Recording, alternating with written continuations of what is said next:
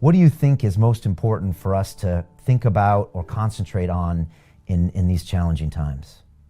Well, I mean, these are amazing times, and in order for us to wake up, we need a wake-up call. And if you can frame the circumstances to see that's an opportunity for everybody to pause and retreat from their lives, and by removing the constant stimulation in their external environment that reminds them of who they think they are as a personality. They're not going to the same places, they're not seeing the same people, they're not doing the same things, and they're actually confined to kind of a personalized retreat in the comfort of their own home.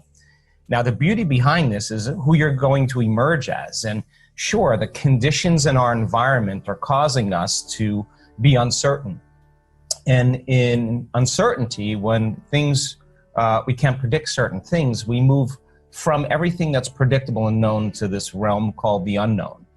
And if we're truly going to make a difference in the world, we have to be creative. The problem is that when we're threatened by circumstances in our external environment, our response to those circumstances causes us to move into a very primitive state, a response from the autonomic nervous system that drives the body into what's called the sympathetic response, a fight or flight response. So in that emergency mode, the brain and the body go into an alarm state because there's a threat or a danger that we're perceiving in our outer environment. Now, for the short term, that's okay because all organisms can cope with short-term stress. But if our response to the environment is keeping that stress response going on for an extended period of time, stress is when the brain and body are knocked out of homeostasis. Stress is when the brain and body are knocked out of balance. So people, when they react to circumstances that are unpredictable, that are uncertain, that they can't control an outcome, or they have the perception that things are going to get worse, it's the exact motive that turns on that fight or flight response. So now when the person's living in fear, they're mobilizing enormous amounts of energy for some danger in their outer world. Now, there's only a certain amount of energy in the body, and if there's no energy in the inner environment for growth and repair, we become more susceptible to the conditions in our outer environment. In other words, our response in fear, in aggression, in frustration, in pain, in suffering actually weakens the organism. So now, in these times, we have to become conscious about our relationship with our body. We have to become aware that we are amazing human beings that come fully loaded with an immune system that combats cancer cells, funguses, and molds that happen on a moment-to-moment basis. And so let's just say that in your normal life, you're reacting to the traffic, you're reacting to your coworkers, you're reacting to the news, and your response to any one of those circumstances in your outer environment causes you to feel some of those limited emotions. So I say to you, why are you angry? Why are you upset? Why are you frustrated? Why are you in pain? So if you say unconsciously or even consciously, it's the traffic, it's the news, it's my coworker that's making me feel and think this way, what you're really saying is you're vulnerable to your environment because something in your outer world is actually controlling and influencing how you think and feel. So anything that's controlling you or you have no control over, you are, or think you have no control over, you are a victim to your environment. And it is that consciousness that causes us to become more susceptible to anything in our outer environment. And so the immune system becomes compromised, the internal system of our internal environment that's responsible for metabolism, assimilation, growth, and repair.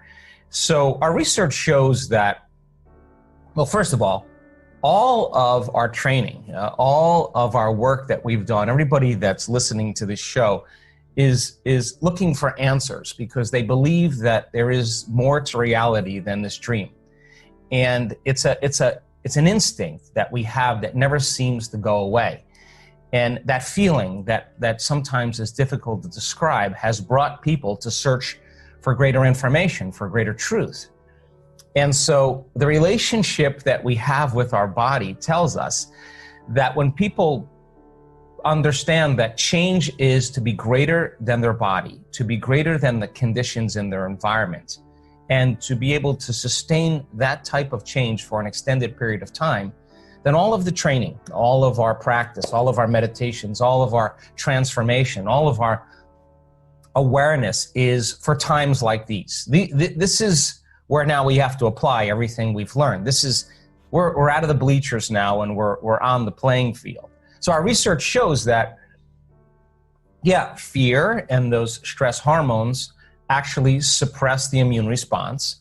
But if people understood how powerful their immune system really is, that if they traded that fear for gratitude, and I know that may not be a whole lot of things to be grateful for, but if you live in survival, you see limited possibilities, because in stress and in survival, you will begin to select scenarios in your mind to prepare for the worst thing that could happen. Now, that's a kind of a limited imagination, but if you trade that emotional state for an elevated emotion like love or wholeness or inspiration or gratitude or thankfulness, our research shows that by converting from that sympathetic nervous system and teaching the body that it's safe in the present moment and beginning to activate elevated emotions, if you just practice that for 10 minutes a day for 2 or 3 times a day, that your immune system will strengthen by 50%. That's a significant amount of change. Now, that's saying that once you activate this center called your heart center, your center of oneness, your center of wholeness, the union of opposites, this is where we begin to create from. This is when we're in a state of creation, we're seeing possibilities that we've never seen before. Now we're no longer victims to our environment. We're now coming up with solutions that cause us to respond in greater ways to our environment. So I've been called crazy lately for flying for 15 hours to come and see a show for 3. But I've been watching you for a really long time. And as this little journey of mine has unfolded, I've just realized it's just my path unfolding under my feet. It's been so easy. Met the most amazing people, little experiences, perfect train trips, just everything has just been so beautiful. And behind that, things are always working out for you. Always working out. Behind that, there's just a lot going on, a lot happening on another side. About 4 weeks ago, I didn't fall out of an aeroplane, I was pushed. And I think at that time, I thought I just missed the trampoline. We know that you're wanting to be funny, but you were not pushed. It felt like it. We know, but you want to take credit for your own point of attraction and don't blame others for what's happening to you, because nobody's doing anything to you. They're just cooperative components. Completely understand. Cooperative components helping you to live out the vibration that you got going on. Because otherwise, if you really believe that someone else has control over what happens to you, then what's the point? Pleasing them seems to be the point. But they're so fickle.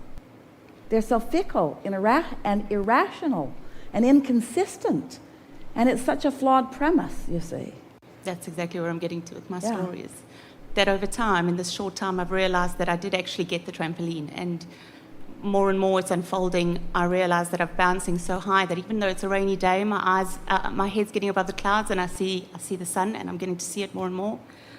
And it's more, I didn't really have a question, but more an idea that I wanted to say is that with how everything's unfolded, I'm realizing that I am the center of the storm. I'm in the eye of the storm. But let's not call it a storm. Let's call it the point of attraction. Let's call it, you are at the center of your point of attraction, and how you feel is the reason for whether it's stormy or not, whether it's wonderful or good feeling or bad feeling. right So now, if we that, could- that so if middle, we- that so- eye of the so storm if- is really calm. So if we could convince you, that you have control over that center, no matter what's going on in terms of conditions around, if we could convince you of that, the conditions would morph to match the improved feeling. The law says it has to, you see. So what's the holdup? I'm not really sure. Law of attraction, practiced thought. You're not going to stop all of a sudden. You see, law of attraction is your best friend in every sense, but especially in the sense that it is utterly consistent. It reflects back to you how you're doing, which gives you opportunities to modify it if it doesn't feel good. It also is giving you, in other words, let's start at another place. So you get the picture of this vibrational reality that is full of all of the things that you want. It is a reality that is in the process of manifesting. It is a reality that is in the process of being thoughts that become things. The speed with which these thoughts become things is all about what you are doing in terms of the way you feel. So as you begin to approach life more about caring about how you feel apart from conditions, rather than letting the conditions control how you feel. Esther's been having the most wonderful time filling book after book after book as a condition will occur and she will write, this sucky condition is such and such. This unwanted condition, she'll lay it out just like it is. This condition that I do not want has these components. And then she will write another paragraph. And if that condition would change right now, I would feel these ways. So then she just starts writing how she would feel if the condition were different. And within a minute or two or three, she feels those feelings even though the condition has not changed at all, which is the freedom that you're all looking for, you see.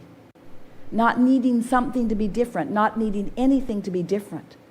Being able to find the vibration regardless of the condition and maintain it long enough that the condition has to morph to the essence of the vibration that you've established.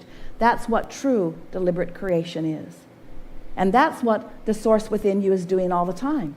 Don't you think it's lovely how we all fit together?